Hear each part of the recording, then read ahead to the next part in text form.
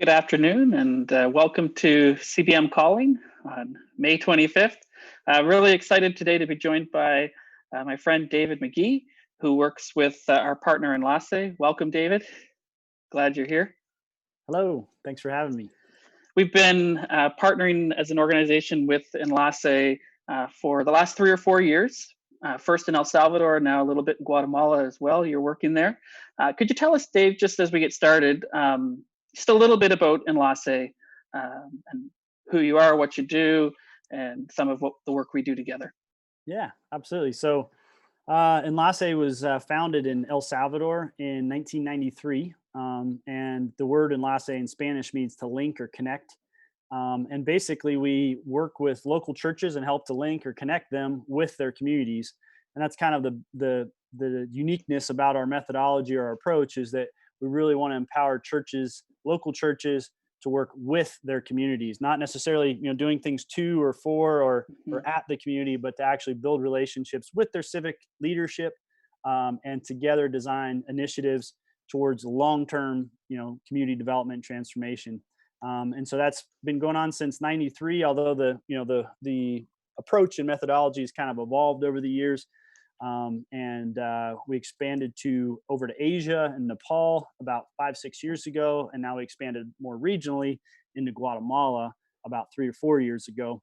And El Salvador still is the biggest, where we have the biggest presence. Mm-hmm. And CBM now has been an incredible partner over the past 4 or 5 years in El Salvador, and Wow. also a little bit in Guatemala. Sent a number of teams already, serving trips to come down and Mm-hmm. work alongside of these locally identified church and community projects. Yeah, it was great. I think it was just over 3 years ago that I first met you in El Salvador, visiting and seeing how you host teams and the work that you do. And I remember being so impressed by just the alignment between your philosophy of mission and ours, and the local church being the center, the agent of change. And just by the beautiful place and how God's at work in El Salvador through the churches you work with. Absolutely. Um, when you look at El Salvador now and Guatemala, how has life changed in these past, what is it now, 6-8 weeks, since everything seemed to just go crazy with COVID-19? What's the situation on the ground there right now? Yeah, so it has changed radically, as it has around the globe, really. In El Salvador, in particular, the lockdown, let's say for the attempted quarantine, has been really incredibly restrictive, which has been great in terms of number of COVID cases. I Mm-hmm. looked it up. They have about 2,000 total cases so far, with about Wow. 35 deaths. Which in order of containment, it's really pretty incredible that they've been able to do that. And then same in Guatemala. But as we know, these types of restricted lockdowns have a devastating effect on an economic from an economic standpoint, and that is definitely being felt in El Salvador in particular. Even our own local Salvadoran staff are in a situation where some of them have only left their home a handful of times over Wow. a 2-month period. And even now that they're kind of loosening things up a little bit, it still means, like, according to your ID, if you're a certain number at Mm-hmm. the end of your ID, you can go out on Tuesdays and Thursdays for a couple of hours to go out and get groceries, and one person per household. And so the lockdown has been really devastating, especially for people who need to sell or work today in order to eat tomorrow. Right. So it is everyone is feeling the effects of it, for sure. Yeah. Now, I want to ask you about a few of the communities where CBM has either sent teams and worked. But before I do that, we were just chatting before the call a little bit about how you've shifted and how you've had to pivot. Much of the same ways that we as CBM have had to. I think you said to me, we don't do relief. We do long-term community transformation through the local church, as Enlace. I mean, how has you made that shift? Yeah, and I'd probably get in trouble for saying we don't do relief, because we have been Right, engaged of in course. relief and rehabilitation and rehab and basically in recovery during a number of crises over the years, including earthquakes and hurricanes, Yeah. etc. However, my personal concept of it was, yeah, we do long-term community transformation projects, things like what CBM has helped to sponsor, not only church coaching, in other words, ongoing Hmm. church training with pastors and church leaders, but also projects like sanitation initiatives with composting latrines and improved health, water systems and economic development, etc. These are long-term solutions. So when this happened, when the lockdown kind of begins to happen, my mind was, well, I guess we kind of have to put everything on hold for a little Hmm. while and keep our head above water until this passes, and then we'll get back to our projects. But we realized really quickly that our network of pastors and church leaders were certainly not sitting around waiting for the projects that they could do. They were already in action, taking care of the most vulnerable in their community, and it was obvious that they were involved in relief and recovery right Hmm. out of the gate, and that we are most strategically positioned through these networks to be able to respond most effectively.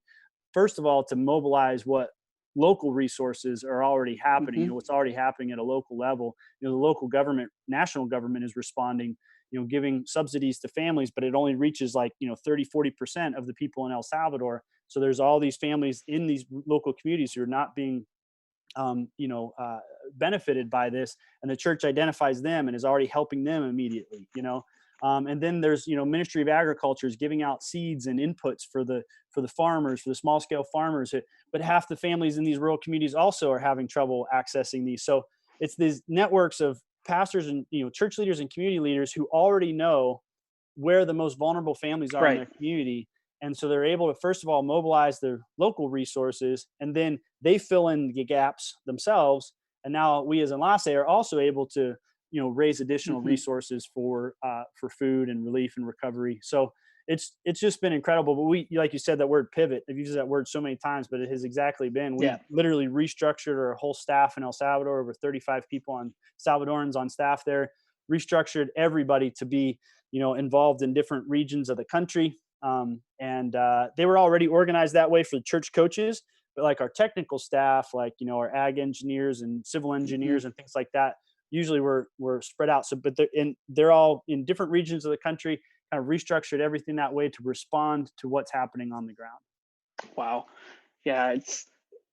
I mean, theologically, I believe in the mission of God through the local church, but even just from a pragmatic or practical sense, working with local churches who know their communities enables you to respond because they know their people and can respond and Absolutely. share God's love in word and deed.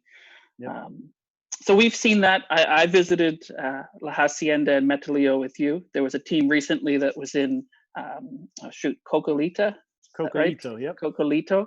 Mm-hmm. Oh, it's male, not female. Um, the extent of my Spanish. How are you seeing those churches respond in this time? Is there significant need? Are they? Yeah, Yeah. what's that Well, look like? yeah, there's certainly significant need in almost all of the communities that we work in El Salvador, or in rural and semi-rural communities. And again, day laborers who, if they're not working today, they're not eating tomorrow.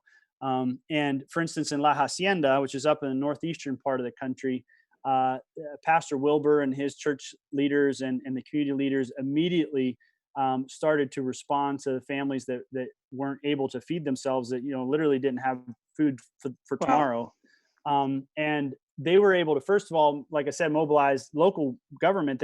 Since they already have a great relationship with the mayor's office, they were able to solicit the mayor's office for vivitas, for these food packets, food baskets for these particular families. But then they actually also have a number of community members who have migrated to the United States or Canada, and they actually solicited. They received over $1,000 from family members in the U.S. who sent money to the church and community to be able to distribute food locally. So they're already, responding within the first week or two, and have continued to do so um, throughout this time. And same thing in the southwestern region. These other two communities that Hmm. that you mentioned, Metalio and Cocalito, they're in definitely a different scenario where most of those communities are basically fishing villages.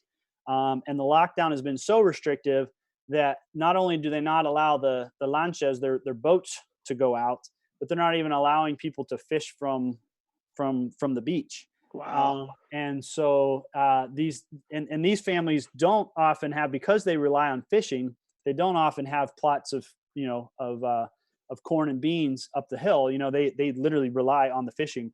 Right. And so the hunger need has been incredible.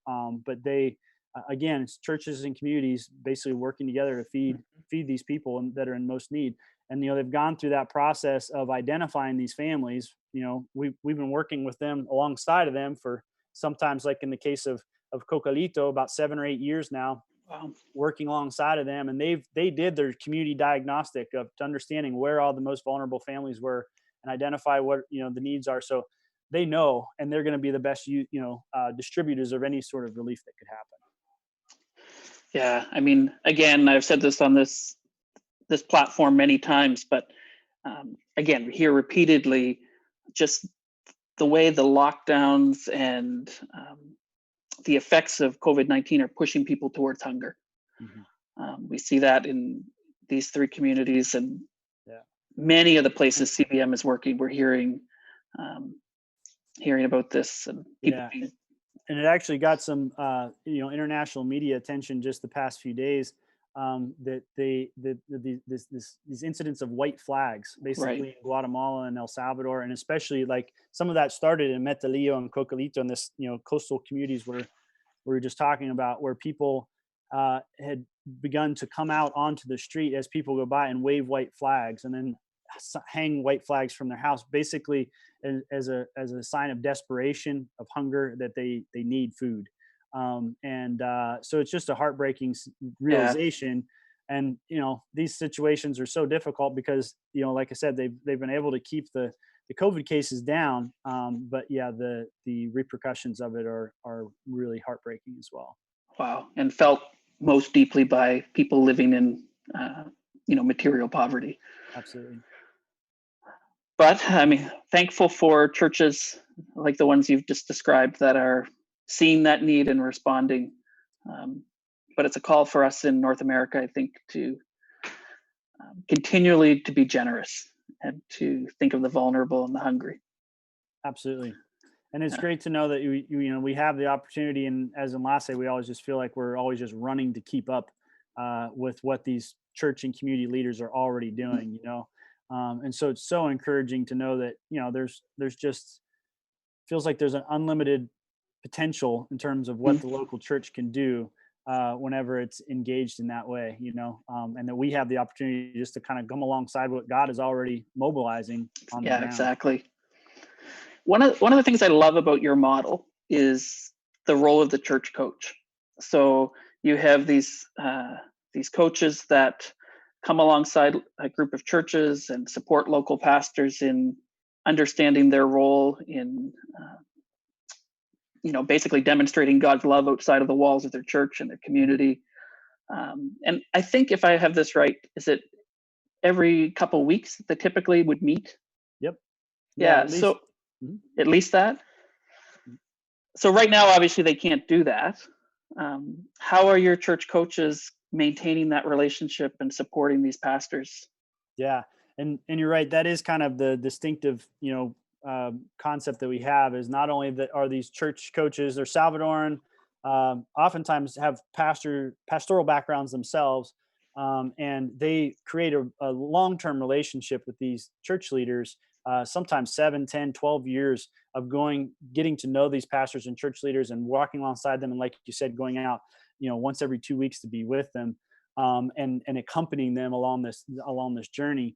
And so clearly they are already completely engaged with these church leaders as this is happening. And right from the get-go, they, even when the first subsidy came out from the national government, it required people to look something up online, to enter their ID number into something online. Well, a lot of these communities didn't even have access to any sort of easy internet our church coaches basically became like little mini call centers for all Oh, of these wow. church leaders. The church coaches were the ones who were fielding these calls and inputting the ID numbers to let people know, how to access help, etc. They've also been a source of quality information regarding COVID-19 stuff. As you can imagine, there's so much misinformation going around, even in North America, even more so in El Salvador. And, for a while, the rumor was that if you got COVID, it was 100% death rate. You know what I mean? Oh, That no one wow. recovered from COVID. So, being able to provide information for them on an ongoing basis. We also even have a Facebook Live on our Latin America page, on the El Salvador Guatemala Facebook Live page, where our church coaches and our executive director and people are able to do calls with other pastors to give them ideas of how to respond. So there's just been a constant level of communication. And even when it comes to the relief and recovery and distribution of food, they developed, our church coaches and our staff in El Salvador developed like a Google form of sorts that can be filled out through WhatsApp. Everybody uses WhatsApp in Latin America, and all of the pastors and church leaders use it. And so they're literally able to identify the neediest families through this online form through WhatsApp. And so that's how they've Oh, that's been cool. stayed engaged completely with them. And we as a staff, of course, have stayed engaged. We have a prayer every morning for about 30 minutes every morning with everybody on one call. And then of course team meetings, and like I said, being divided up in different countries or different regions. But it has been difficult because they haven't been able to go out to the communities. However, we did formalize a partnership with the Red Cross of El Oh, Salvador, okay. because there's only so many permits that they're giving to organizations to be able to go out and do food distribution. And so we were able to coordinate a partnership with the Red Cross to be able to do food distribution. And that's just started happening over the past couple of weeks as well, of giving, like over 1,000 families already that have been, served directly through Oh, that that's process. exciting. But yeah, so the church coaches have just plugged right in to a different role that's still whatever it takes, Yeah. So we've talked about La Hacienda, we talked about Metalillo and Cocalito. Mm-hmm. Yes. Do you have any other highlights or stories of churches in El Salvador or Guatemala that are responding uh, to the need that's in front of them? Absolutely. I mean, it's just been in Guatemala as well. We have it's a slightly more urban context where most of our churches are working in Guatemala, and they immediately started to organize feeding programs. First of all, even for their civic leaders and the local police as well, because the police are out on the streets on an ongoing basis like this. So they actually started a little early morning breakfast for Okay. the police officers and whatnot. But one of the interesting things that they developed, especially so in Guatemala, they're at the beginning stages of this long-term process of accompaniment, which requires them to kind of come close to their community leaders and begin to interview them and get to know them and what projects they're already working on and whatnot. Usually for the goal of long-term community development. But right now in Guatemala, they're doing that just to be able to respond immediately to the help that is needed. Anyhow, they actually formed their own little logo that was the idea of the communities, but it was like, I forget what the name of the church and the name of the community, and they formed their own little logo to be able to, so that everybody knows that this is a united effort of churches and communities coming together to provide food for these families. Which I thought that was really, really engaging and really a neat idea. That it wasn't the church trying to take full ownership over and say we did this, we fed X number of families, but it was the community who recognized that the church was an integral part of this service that they were providing to the community, to be able to do that together. So yeah, that's Wow. Yeah. there's there's dozens of stories for sure, and we've been trying to tell them as well from individual basis. It's just pretty incredible to see what God's doing. Oh, that's neat. I know you sent some pictures of the churches that some CBM churches had visited in El Salvador, and we'll post those in the comments so people can see them. That's great. Absolutely. I want to acknowledge there's some people watching. Let's see who we have today. Estella Ing, greetings. Hi, Adrian and David. She's watched, I think, almost every call. Michael Odell is our field staff in the Philippines, and he's great to hear. Oh, Kathleen Susi said we met Enlace folks about 4 years ago. Love the work they do. Of course, Kathleen and Bruno are our Latin American team leaders based in Guatemala. Louise Hannum, who was just in El Salvador, actually one of the last teams that we were able to send before all things stopped, was the team of students that were in Cocalito. That's right. Yeah. Oh, and a pastor in Guatemala, Velasquez Byron. Hey, Byron Velasquez. He's part of that whole co-branding thing I was just talking about. Excellent. In Guatemala. Yeah. So, cool. Very cool.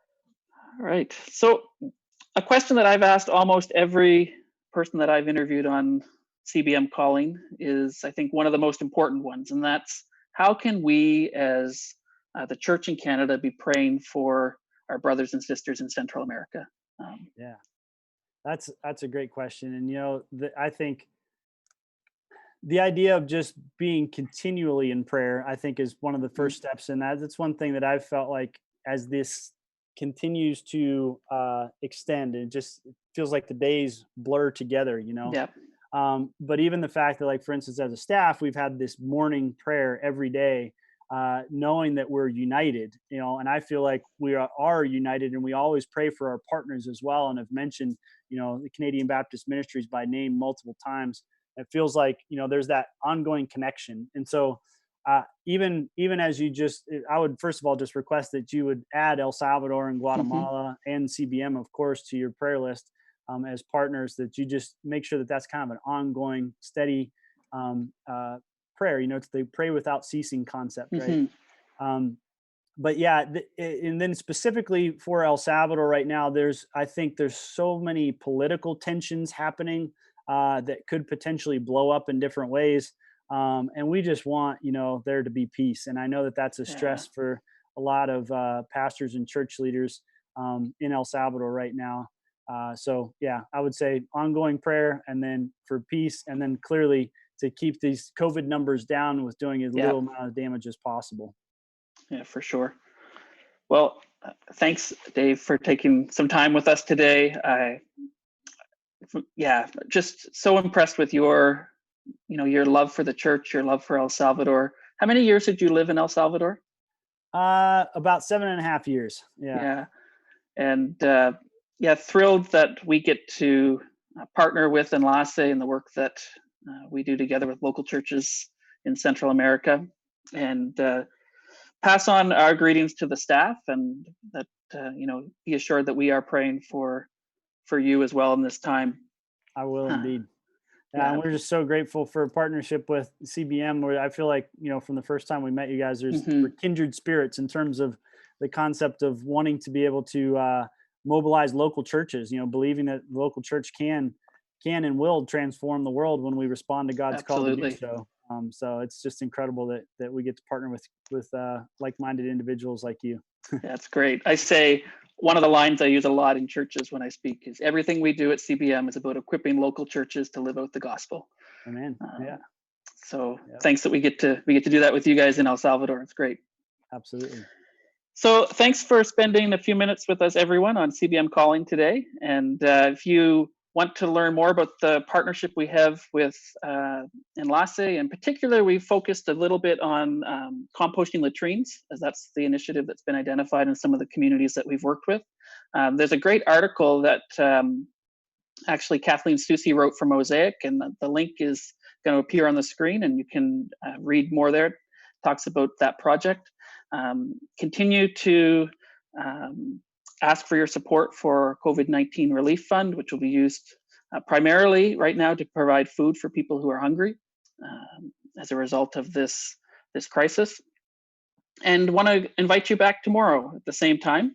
Our Executive Director, Terry Smith, will be joined by Julia Bowering, Team Lead of International Projects, and both Eugene and Patricia, who are Program Officers with our work, and talking about where exactly that COVID relief fund, where has that been used? How have you, as the Church in Canada, responded through that fund? So that'll be an exciting conversation tomorrow at the same time. Okay, need to wrap things up. Dave, thanks so much. Good to see you, and be assured of our prayers for Enlace. Thank you so much. We appreciate you guys.